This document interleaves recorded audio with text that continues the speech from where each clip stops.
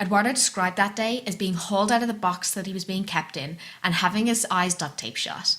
They told him they were going to shoot him. Then they shot him in the left leg, placed that day's newspaper on him and took a photo. The pain was like the bones exploded and tried to come out from the inside, he said in an episode of Dateline. Also, another side note on the story, Fernando, their 12-year-old son, broke into Jayne's email and read the emails and saw the pictures. He wanted to see what she was hiding and wanted to know, but wished he'd never looked. That would scar you for life. Definitely. The police officer that stayed with them throughout this whole ordeal coached her through it, and in the evenings they would prepare responses in the case of phone calls. He kept a whiteboard with pre-written responses on it close by in case the phone call ever happened. Did they ever call? 4 months into this, they did. One day, Jayne received a phone call. She'd been preparing for this moment for weeks. However, she'd been preparing herself mentally for a conversation with her husband's captors. What Jayne was not prepared for was for her husband to be demanding and pleading with her to pay the ransom money. Luckily, the police officer was by Jayne's side and coached her through the whole traumatic ordeal, encouraging her to read through the pre-written script. She mentioned that it was clear that he was reading some sort of script himself, as his tone wasn't normal and he sounded stiff. She said they'd both finished reading their scripts, and then she said, "I love you." He said, "I love you too," and immediately they cut the call after he responded. She said his "I love you" reply made his character change, and you could tell that was really him. Jayne started to frantically try and raise the funds, but the $25,000 she had managed to raise wasn't even close enough, and sure as heck wasn't happening soon enough. The captors, growing more frustrated by their demands not being met, sent her another letter and photo of Eduardo with another gunshot wound, this one to his left arm. On top of being stuck in a box and being kept there, this guy must be losing the will to live right now, especially with his gunshot injuries and the amount of time he's been there up until this point. Yeah. Well, Jayne was still desperately trying to gather the money, raise her kids, and work because she had bills to pay and children she had to feed, and she was trying to get as much money as she could to try get her husband out of this absolute nightmare. Jayne was also flying to the States for tests because she'd just discovered she had breast cancer. Oh my god, poor Jayne. Oh, that's awful. Emiliano came to her and gave her his piggy bank and said that she could have all of his money if it helped to get his dad back. Oh, that must have been really uplifting to have your 12-year-old be so positive about it and try to help, but it'd just break your heart at the same time, wouldn't it? 100%. Other people had given up hope and would come up to Jayne to express their condolences like he was dead and speak about him in the past tense. So hard to deal with. The kids would hear stories from other kids about how their dad was dead, or that they would tell them that they'd heard they'd find his body. The kids were slowly resigning to the fact that they were not going to get their dad back. They tried to make their peace with it. It had been 6 months and all hope was starting to fade. Jayne eventually decided that if the house was being watched, she was going to be making some moves of her own.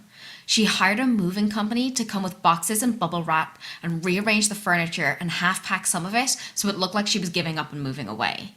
When she did, the tone of the emails that she received changed. They began to drop the amount of money they were asking for. Okay, so they're getting more desperate now. Yeah. She tried to gather money from friends and businesses, but people were hesitant. Were they going to get themselves involved in something? Would they become the targets themselves? Eventually, someone came forward to Jayne and offered to give her a large sum of money on the condition that they stay anonymous. Jayne had also kept the amount of money anonymous, but has said that it's below $1 million. She had to collect this and count it in the bank.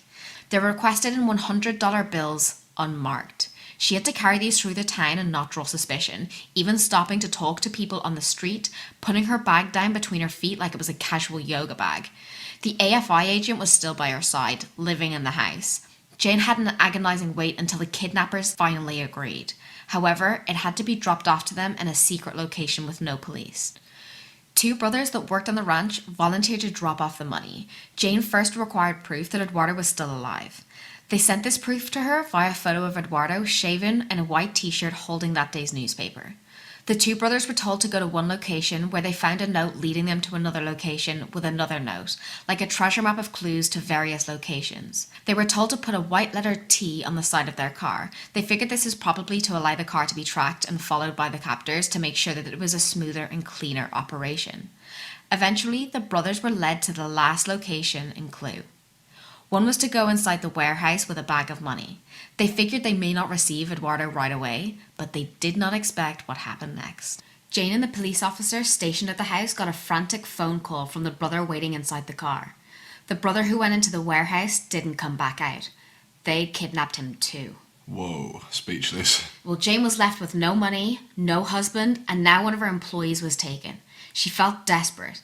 It took the experienced negotiations officer by complete surprise. He was so shocked that he broke down. One of the kids found him crying and asked Jayne why he was crying. Can you imagine seeing that as a kid, this police officer crying over your dad? Yeah, the guy that's meant to protect you, advise you, and basically get your dad back is broken down in tears, defeated in your house. It's got to be the worst reassurance ever. I can't imagine it. Well, Jayne was glued to the phone, email and papers, keeping an eye out for any sign of her husband, or the hired man they had just abducted too. Fernando had his 13th birthday, and on a Dateline episode I watched, they showed him blowing out his candles. His wish was that his dad would come home. Oh, as any kid's wish would be. Well, the next morning, Jayne was preparing the children for school in the kitchen, washing up the dishes from breakfast, when she noticed a frail man outside the window, just beyond the wall. She froze, terrified it was someone watching her. The man got a little closer until he was almost at the back door. Jayne opened up the back door and couldn't believe this frail, limping, homeless-looking man was Eduardo. He almost collapsed into her arms. He wasn't able to speak very much. They were more like whispers. Jayne couldn't believe it. Oh, so he's just wandering around outside? I bet you couldn't believe he was actually there, actually home. I know, can you imagine seeing that? The children saw him too and they freaked out and ran to him.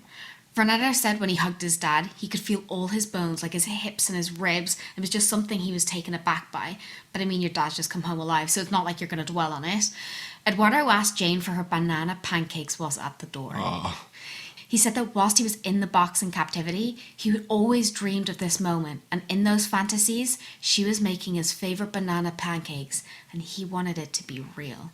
Jayne made those pancakes. that's tremendous. It's so nice. Well, Eduardo said when they released him, they brought him to a wall.